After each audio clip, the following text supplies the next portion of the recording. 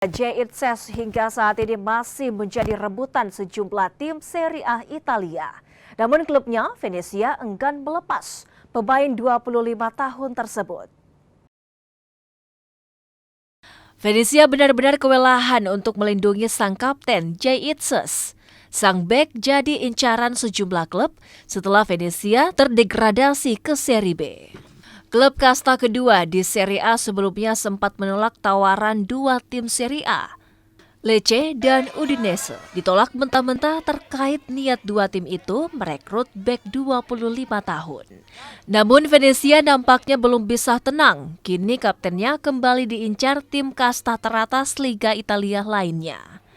Kabar beredar kencang di negeri romantis, giliran Genoa yang berminat untuk mendatangkan Irosoblu sudah mengutarakan niatnya menjadikan Itses target prioritas untuk menggantikan beknya, Mattia Bani, yang hampir bergabung ke Palermo. Kini, tinggal Itses yang menentukan pilihan, akan bertahan bersama pasukan singa bersayap atau hijrah mencari pengalaman lain.